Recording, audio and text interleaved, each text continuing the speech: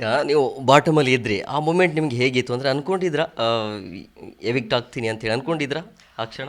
ಒಂದು ಸ್ವಲ್ಪ ನಾನು ಗೊತ್ತಲ್ಲ ವಿಶ್ಲೇಷಣೆ ತುಂಬ ಚೆನ್ನಾಗಿ ಮಾಡ್ತೀನಿ.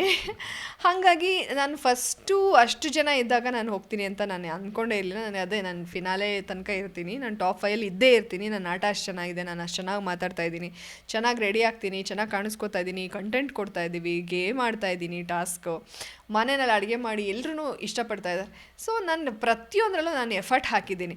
ಸೊ ನಾನು ಅಂದ್ಕೊಂಡಿಲ್ಲ, ಬಟ್ ನಾನು ರಘುವ್ರು ಹೋಗ್ಬೋದು ಅಂತ ಅಂದ್ಕೊಂಡಿದ್ದೆ. ಧ್ರುವಂತ್ ಅಂತ ಎಲ್ಲರೂ ಹೇಳ್ತಾಯಿದ್ರು, ಬಟ್ ನನಗೆ ಒಂದು ಸ್ವಲ್ಪ ನನ್ನ ಅಬ್ಸರ್ವೇಷನ್ ಚೆನ್ನಾಗಿ ಸುದೀಪ್ ಸರ್, ಧ್ರುವಂತ್ ಅವರೇ ನೀವು ಚೆನ್ನಾಗಿ ಆಡ್ತಾ ಇದ್ದೀರಾ, ಅಂದರೆ ಅವ್ರೇನೋ ಟೀ ಗಾಂಚಲಿ ಅನ್ನೋದೊಂದು ಯೂಸ್ ಮಾಡಿರ್ತಾರೆ. ಅದು ಹೇಳೋವಾಗ ಸರ್ ಹೇಳ್ತಾರೆ, ಸೊ ಚೆನ್ನಾಗಿ ಆಡ್ತಾ ಇದ್ದೀರಾ ಅಂತ ಸರ್ ಬಾಯಲ್ಲೇ ಬಂದಾಗ ಧ್ರುವಂತ್ ಅಂತೂ ಖಂಡಿತ ಹೋಗಲ್ಲ, ಇಡೀ ಮನೆ ಧ್ರುವಂತ್.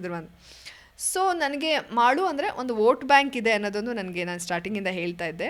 ಅವರು ಏನೂ ಮಾತಾಡಲ್ಲ, ಬಟ್ ತುಂಬ ಒಳ್ಳೆಯವರು, ಅವರ ಒಂದು ಇನ್ನೋಸೆನ್ಸೇ ಜನಕ್ಕೆ ಇಷ್ಟ ಆಗುತ್ತೆ ಅನ್ನೋದು ನನ್ನ ಅಭಿಪ್ರಾಯ ಆಗಿತ್ತು. ಸೊ ಹಾಗಾಗಿ ಆ ಒಂದು ಕಾರಣಕ್ಕೆ ಮಾಡು ಇರ್ಬೋದು ಅಂತಲೂ ನನಗೆ ಅನ್ನಿಸ್ತಾ ಇತ್ತು. ಬಟ್ ರಘು ಹೋಗ್ಬೋದು ಅಂತ ಅಂದ್ಕೊಂಡೆ. ಯಾಕಂದರೆ ರಘು ಅವರು ಟಾಸ್ಕ್ ಅಂತ ಬಂದಾಗ ಮಾತ್ರ ಆ್ಯಕ್ಟಿವ್ ಆಗಿರ್ತಾಯಿದ್ರು, ಅದರ್ವೈಸ್ ಅವ್ರು ಮಾತೇ ಆಡ್ತಾ ಇರಲಿಲ್ಲ. ಅವ್ರು ಸುಮ್ಮನೆ ನನಗೆ ಹೇಳ್ತಾರೆ ನೀವು ಅಶ್ವಿನಿ ಜೊತೆ ಇರೋದು, ಅವ್ರು ರಕ್ಷಿತಾ ಗಿಲ್ಲಿ ಜೊತೆನೇ ಇರ್ತಾರೆ. ಅದು ಮನೆಯಲ್ಲಿ ಅದು ಕಂಫರ್ಟ್ ಝೋನ್ ಆಗುತ್ತೆ. ಅವ್ರದ್ದು ಯಾರ್ದು ಹೈಲೈಟ್ ಆಗಲಿಲ್ಲ, ಜನಕ್ಕೆ ಅವ್ರು ಬೇಡ, ಜನಕ್ಕೆ ನಾವೇ ಕಾಣಿಸ್ತಾ ಇದ್ದೀವಿ.